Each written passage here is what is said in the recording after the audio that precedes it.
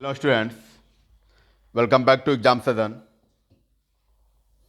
तो आज के क्लास में हम लोग पढ़ने वाले हैं वही proofs of some important result से क्या को जो कुछ प्रूफ्स बच गए थे, कुछ रिजल्ट का जो प्रूफ था वो बच गया था।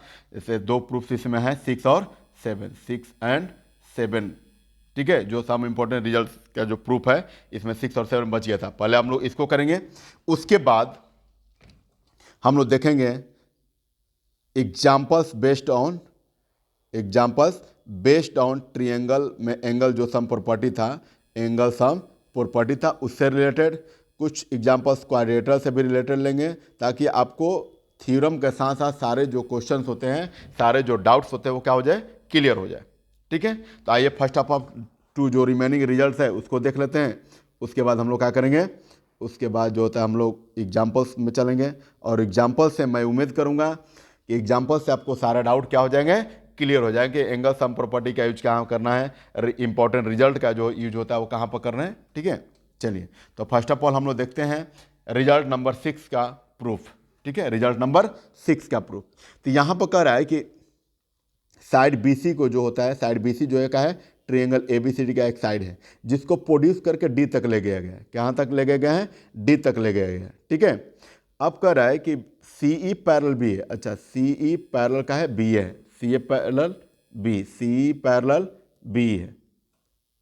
ठीक है, ये वाला लाइन इस लाइन के पैरेलल में है। ठीक है, तो जब ये लाइन दोनों पैरेलल में है तो आपको क्या करना है कि without using the angle sum property. अच्छा, आपको एंगल सम प्रॉपर्टी जो होता है नहीं करना है, क्योंकि एंगल सम प्रॉपर्टी करेंगे तो angle 1 plus angle 2 plus angle 3 जो क्या हो जाएगा, 180 डिग्री। तो उससे बहुत ईजी हो जाएगा, इसके एंगल सम प्रॉपर्टी के हेल्प से क्या हो जाएगा, बहुत ईजी होगा। बट इसको यूज नहीं करना है, बट कह रहा है ना कि without using the angle sum property, बिना एंगल सम प्रॉपर्टी यूज किए आपको बताना है कि पहले एक दो प्रूफ है इसमें। एक ACD is equal to angle A plus angle D। अच्छा, angle A plus D, angle D नहीं होगा, एंगल D नहीं होगा आपका, यहाँ पर होगा angle ACD is equal to angle A plus angle B, ये होगा। ठीक है, angle A plus angle B, आपको D नहीं प्रूफ करना है, angle A plus angle B करना है। उसके बाद and deduce that the angle A plus angle B plus angle C is equal to 180 degree, ये दो आपको प्रूफ करना है। ठीक है, ये दो आपको क्या करना है, प्रूफ करना है। तो आइए फर्स्ट ऑफ ऑल हम लोग क्या करेंगे, सॉरी यहाँ पर B लिख दो। ठीक है, B हो गया। ठीक है, तो अब यहाँ से देखिए कि जब ये लाइन CE और पैरेलल होगा BA का, तो कौन कौन सा एंगल इक्वल होगा, angle 2 is equal to angle 5, angle 2 is equal to angle 5। कैसे, तो करस्पॉन्डिंग एंगल से क्या होगा, ये करस्पॉन्डिंग एंगल से इक्वल हो जाएगा। उसके बाद जब हम लोग बात करेंगे, तो जब ये वाला लाइन और ये वाला लाइन जब पैरेलल होगा, इस ट्रांसवर्सल लाइन होगा, तो angle 1 is equal to angle 4 भी होगा, angle 1 is equal to angle 4। कैसे, तो alternate interior angle, alternate interior angle. ठीक है, तो पहले यहाँ तक हम लोग करते हैं। ठीक है ना,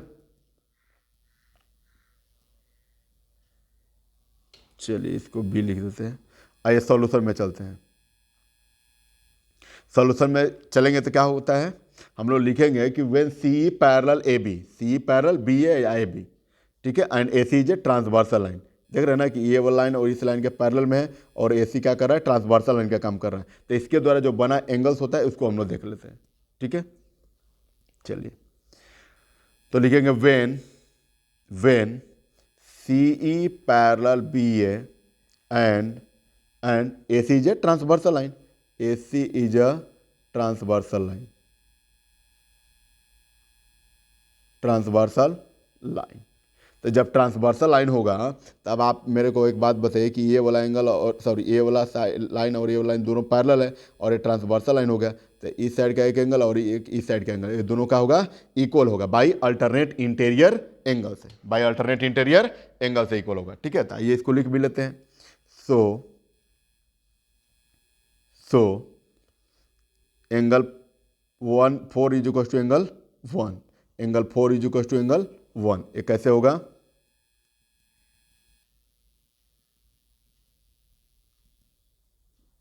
ये लाइन हो गया। उसके बाद हम लोग लिखेंगे angle 1 is equal to angle 4, कैसे हुआ भाई, तो by alternate interior angle, by alternate interior angle से हो गया। ठीक है। उसके बाद जब ये वाला लाइन होगा क्या होगा, जब सी पैरेलल बी ए होगा और उस समय बी डी जो होता है वो क्या होगा, ए ट्रांसवर्सल लाइन का काम करेगा। तो जब बी डी ट्रांसवर्सल लाइन का काम का करेगा तो एंगल 2 इक्वल टू एंगल 5 होगा, करस्पॉन्डिंग एंगल एक्जियम से, करस्पॉन्डिंग एंगल एक्जियम से। तो इसको भी हम लोग लिख लेते हैं, ठीक है। ये हो गया एंगल। उसके बाद लिखेंगे अगेन, ये ऑल्सो लिख लेते हैं, also C E parallel B A and BD is a BD is a transversal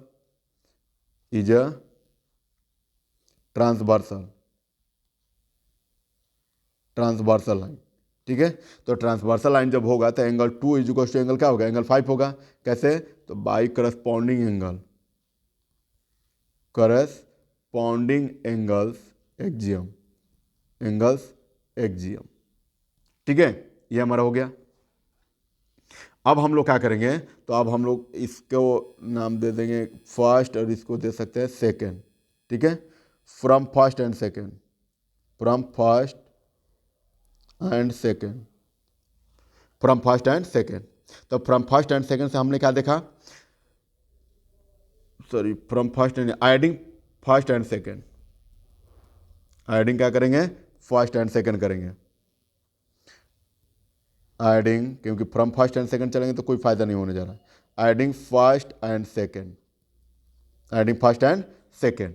तो जब एडिंग फर्स्ट एंड सेकंड करेंगे तो हमको क्या मिलेगा, LHS को LHS तरफ और RHS को RHS तरफ। तो यहाँ से हो जाएगा angle 1 plus angle 2 is equal to angle 4 plus angle 5, angle 4 plus angle 5, ठीक है।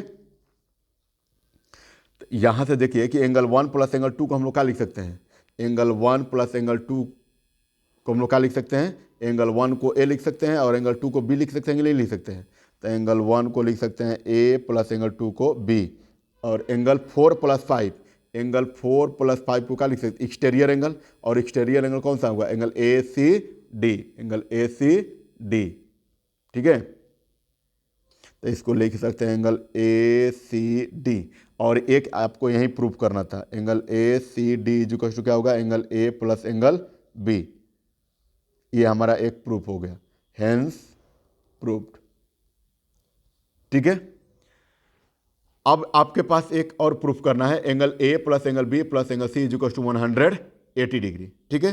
तो हम लोग क्या उठाएंगे कि एंगल 1 और एंगल 2 इसी में है, क्योंकि angle A B C a triangle का ही बात कर रहे हैं, और एंगल 1 और एंगल 2 ऑलरेडी इसमें है, ठीक है ना। तो इसमें हम लोग लेंगे, ये वाला जो पैटर्न होता है इसको हम लोग लेंगे। तो लेंगे अगेन, लिखेंगे again angle 1 plus angle 2 is equal to angle 4 plus angle 5, ठीक है। तो यहाँ से जब हमने लिख लिया एंगल 1 इज इक्वल टू, इसको फिर से एक बार हम लोग लिए, तो हम लोग क्या लिख लेंगे यहाँ पर, angle 1 plus angle 2 plus angle 4 plus angle 5। अब हम लोग क्या करेंगे कि इसमें देखिए, इसमें जो होता है 3 कॉमन है, 3 जो होता है इंक्लूड है। तो जब 3 इंक्लूड है ना, 3 इंक्लूड है, तो हम लोग क्या करेंगे कि 3 एंगल को लाने के लिए दोनों साइड से एंगल 3 को ऐड कर सकते हैं, दोनों साइड से एंगल 3 को ऐड कर सकते हैं। क्योंकि देखिए ये 3 इस ट्रायंगल के लिए भी कॉमन है और ये 3 जो होता है ये लीनियर पेयर के लिए भी कॉमन है। तो हम लोग 3 को क्या कर लेंगे, ऐड कर लेंगे बोथ साइड से। लिखेंगे एडिंग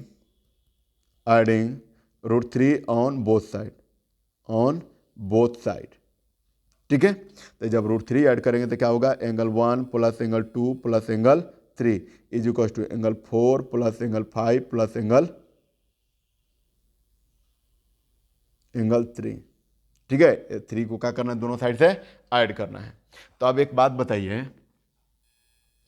कि एंगल 1 2 3, एंगल 1 2 3, तो इसको हम लोग क्या लिख सकते हैं, angle A plus angle B plus angle C is equal to अब 4 5 और √3 मैं यहाँ पर लिख दिया हूँ,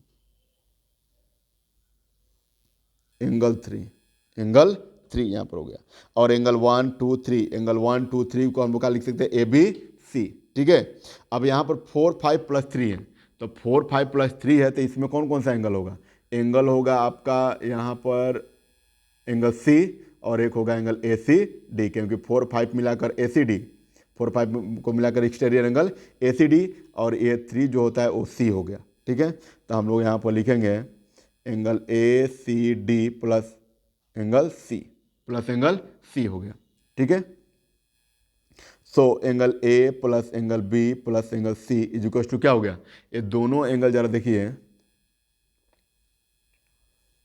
एंगल सी पहले लिख लेते हैं plus angle A C D. अब जरा देखिए कि एक ट्रिएंगल ए बी सी जो होता है एक ट्रिएंगल है, और ट्रिएंगल का ऑल एंगल का जो सम होता है वो कितने डिग्री होता है, 180 डिग्री। 180 डिग्री, तो जब 180 degree by angle sum property से होता है तो इसका प्लस में हम लोग क्या लिख सकते हैं, इसके प्लस में हम लोग क्या लिख सकते हैं, ए बी 180 लिख सकते हैं। बट यहाँ पर जो C A plus A C D, C A plus A C D, C A sorry angle C और plus angle A C D, ये दोनों एंगल को ऐड करके हम लोग क्या कर एक लीनियर पेयर कर सकते हैं, क्या कर लेंगे, एक लीनियर पेयर। और लीनियर पेयर एग्जाम के थ्रू हम लोग क्या होता है, हमेशा जो एंगल्स का फॉर्मेशन होता है वो कितना डिग्री होता है, 180 डिग्री का। क्योंकि आपको पता है कि एक लाइन अगर हो, तो मान लीजिए कि यहाँ से हमने कर लिया बी डी एक लाइन है, बी सी डी ये लाइन, और इस लाइन पर कौन कौन सा लाइन स्टैंड है, तो लाइन स्टैंड है एंगल ए सी और सॉरी साइड ए सी और सी, तो इसके द्वारा बना हुआ एंगल 3 4 5 जो होता है वो कितने डिग्री एंगल फॉर्मेशन करेगा, 180 डिग्री, क्योंकि लीनियर पेयर है 180 degree. So now angle A plus angle B plus angle C is equal to क्या होगा, ये दोनों को एंगल सी और एंगल ए सी डी को मिलाकर क्या हो जाएगा, ये हो जाएगा 180 डिग्री। कितना होगा, 180 डिग्री। और यहीं आपको क्या करना था, सेकेंड टाइम वाला जो प्रूफ है इसको प्रूफ करना था।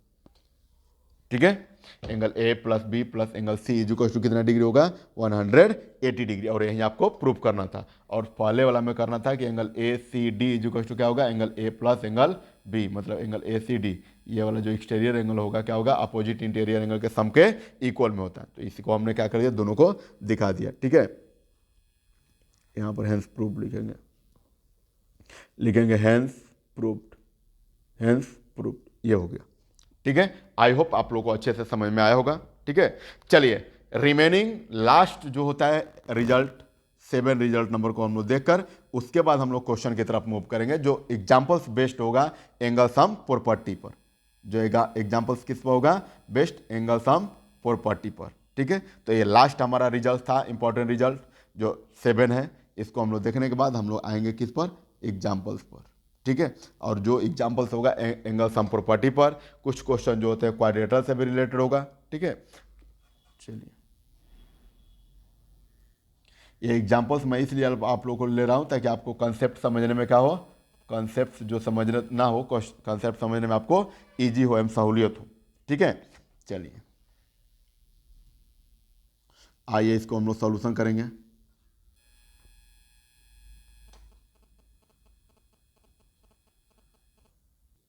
चलिए क्वेश्चन हमारा यहां पर कह रहा है कि ABC is an isosceles triangle. ठीक है, एबीसी क्या है, एक आइसोसेलेस ट्रायंगल है। तो आइसोसेलेस ट्रायंगल का क्या होता है, दो साइड जो होता है क्या होता है, टू साइड जो होता है इक्वल होता है, टू साइड्स आर इक्वल।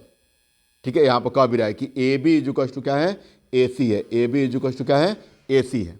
ठीक है, A B is equal to क्या है, ए सी है, आपको दिया हुआ है कि ए बी सी जो ट्रायंगल है वो आइसोसेलेस ट्रायंगल है, in which A B is equal to A C ये गिवन है। अब आप आगे कह रहा है कि एंड ए ई, अच्छा ए ई ये वाला साइड जो बाइसेक्ट कर रहे हैं एंगल सी ए डी को, एंगल सी ए डी, अच्छा इस एंगल को क्या कर रहा है, बाइसेक्ट कर रहा है। तो बाइसेक्ट करने का मतलब कि divided into two equal part, मतलब ये वाला एंगल और ये वाला एंगल क्या होगा आपका, इक्वल होगा।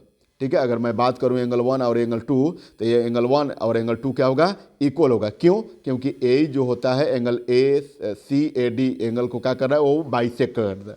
क्या कर रहा है, बाइसेक्ट कर रहा है। तो अब आपको प्रूफ क्या करना है, तब आपको प्रूफ करना है क्या, कि ए ई जो पैरेलल होगा वो क्या होगा, बी सी के पैरेलल में होगा। ए ई जो होगा वो क्या होगा, बी सी के पैरेलल में होगा। ए ये वाला जो ए है और बी सी के पैरेलल में होगा। तो एक बात बताइए कि जब भी पैरेलल लाइन को हमको प्रूफ करना होता है तो हमको उससे क्या चाहिए, कब कब कह सकते हैं कि वो दोनों लाइन पैरेलल होगा, जब अल्टरनेट इंटीरियर एंगल जो होता है वो इक्वल हो जाए, अल्टरनेट एक्सटीरियर एंगल जो होता है वो इक्वल हो जाए, या फिर करस्पॉन्डिंग एंगल जो होता है अगर उसको हम लोग दिखा देंगे वो इक्वल है, तो हम लोग कह सकते हैं कि तीनों में से कोई भी अगर एक रीजन मिल जाता है So now you can say that the given lines AE parallel BC, है ना। तो अब आइए हम लोग बात करते हैं कि अल्टरनेट इंटीरियर एंगल या अल्टरनेट एक्सटीरियर एंगल, ठीक है, या करस्पॉन्डिंग एंगल।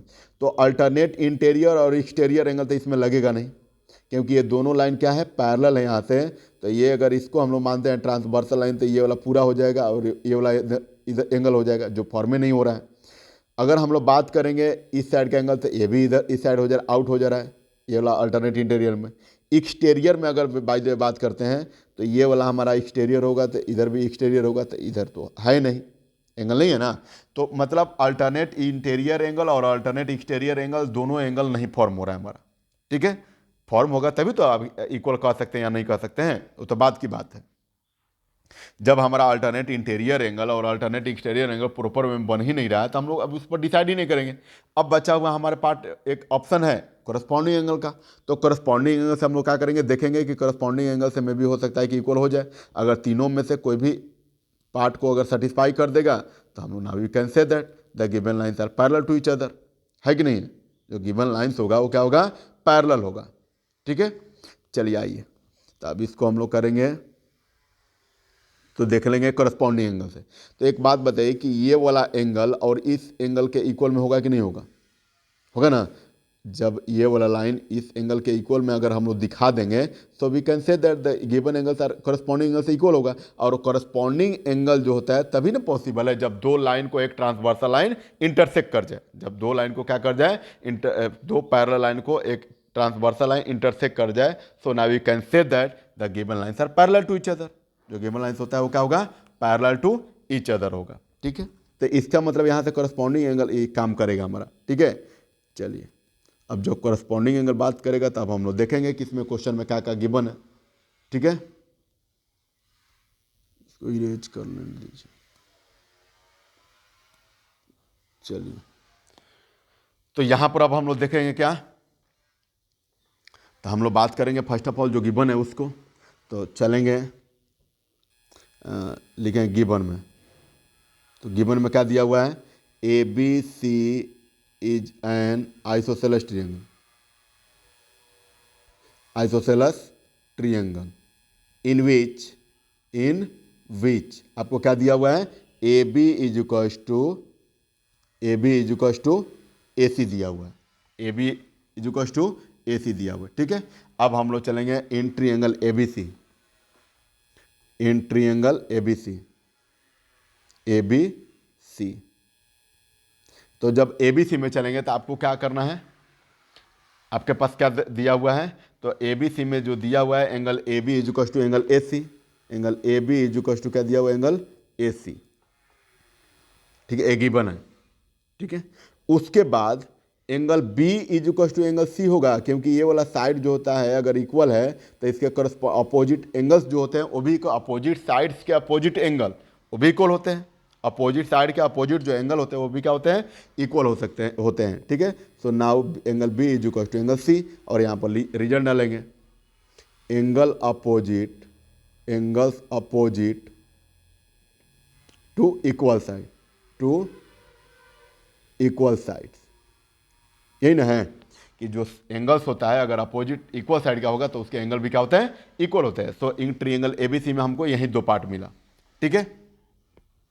अब यहां पर जरा देखिए कि अगर मैं ट्रायंगल एबीसी का बात करूंगा, तो ट्रायंगल एबीसी में जो एंगल एसीडी है या सीएडी का बात करेंगे, सीएडी ये वाला जो पार्ट होता है वो क्या करेगा, एक्सटीरियर एंगल फॉर्म कर रहा है। क्या कर रहा है, एक्सटीरियर एंगल फॉर्म कर रहा है। तो एक्सटीरियर एंगल जो होता है, ये वाला जो एंगल होगा, इस पास वाला एंगल को अगर छोड़ दिया तो other interior opposite sum angle के इक्वल में होगा कि नहीं होगा, होगा ना। अगर ये एक्सटीरियर एंगल होगा तो exterior angle is equal to क्या होगा, opposite sum of the opposite interior angle, मतलब angle B plus angle C, इसी के इक्वल में होगा, ठीक है। तो आइए हम लोग लिख लेते हैं।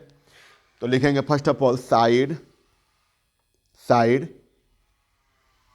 बी ए बी को प्रोड्यूस किया गया ना, side be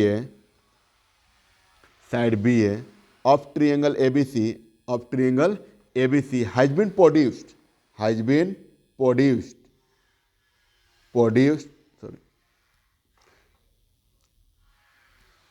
produced to D, produce कहाँ किया गया, ए बी साइड को डी तक प्रोड्यूस किया गया है, ठीक है। By using exterior angle, by using exterior angle theorem, exterior angle, ठीक है।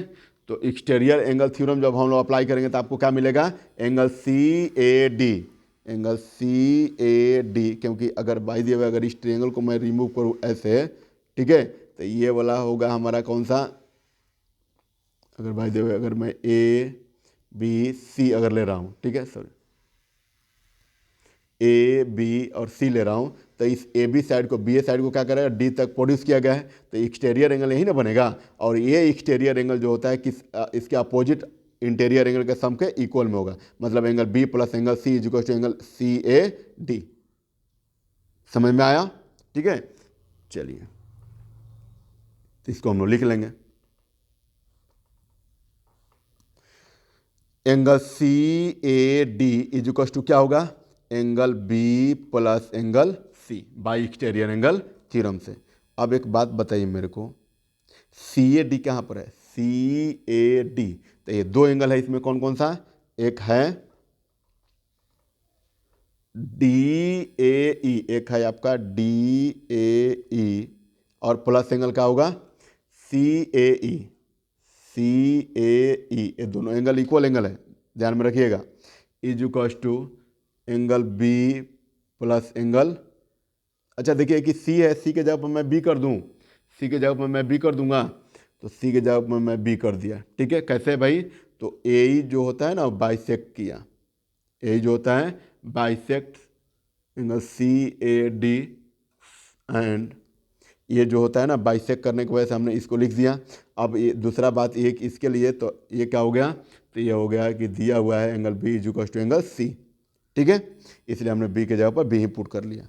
तो ये क्या हो गया आपका, तो ये आपका हो गया D A E, angle D A E plus C A E को भी डी ए ई हम लोग लिख सकते हैं, सी ए ई को भी डी ए ई लिख सकते हैं, क्यों, क्योंकि ये वाला एंगल और ये वाला दोनों एंगल इक्वल ही हैं, तो इक्वल है तो इसको भी लिख सकते हैं C A E, sorry C A E is equal to B B, angle B plus angle B is equal to angle B. अब यहाँ से जो होता है, सॉरी सी ए ई नहीं यार, डी ए ई ना,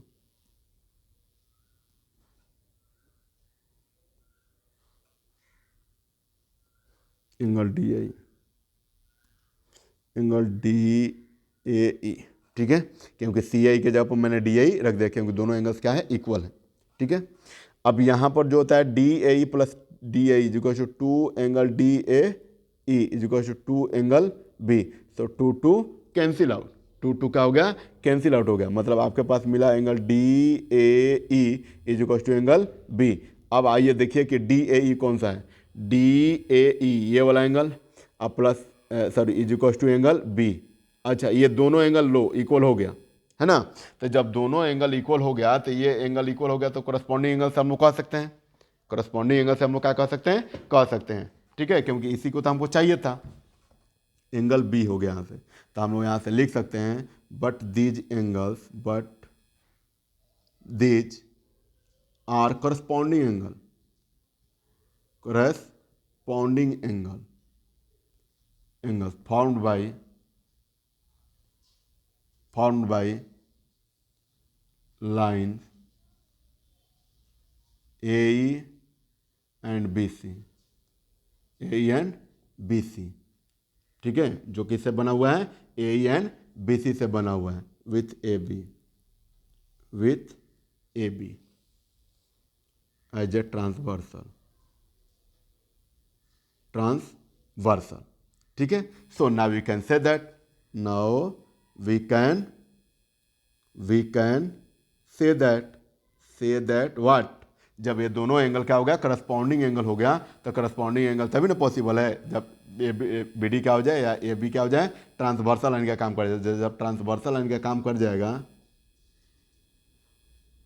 ट्रांसवर्सल लाइन का काम कर जाएगा, तो इसके द्वारा बना हुआ जो एंगल होगा वो क्या होगा, करस्पॉन्डिंग एंगल से इक्वल हो जाएगा। और जब करस्पॉन्डिंग एंगल हो गया तो now you can say that A B parallel क्या होगा, सॉरी ए ई ना, लाइन जो होता है ए ही है, कहाँ ए ई, अच्छा A E parallel B C, we can say that A E parallel B C, A E parallel B C, और यही हमें क्या करना था, प्रूफ करना था। सो हेंस प्रूव्ड, हेंस क्या हो गया, प्रूव्ड हो गया।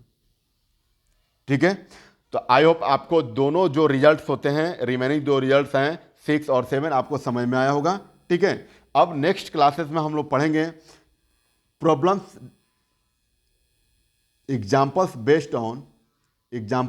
Based on some angle property of a triangle और क्वाड्रेटर आल्सो। ठीक है, जिससे कि आपको जितनी भी डाउट्स थे, बाय द वे अगर थ्योरम पढ़ाते समय किसी तरह का कोई प्रॉब्लम हुआ होगा तो उस थ्योरम के हेल्प से जितने भी क्वेश्चंस होते हैं, जितने भी एग्जांपल्स होते हैं, उसको सबको क्या होगा, सबको आप लोगों को मैं क्लियर कर दूंगा। ठीक है, विथ एग्जांपल्स की हेल्प से, विथ क्या होगा, एग्जांपल्स की हेल्प से। चलिए, तो आज के लिए इतना ही, थैंक यू।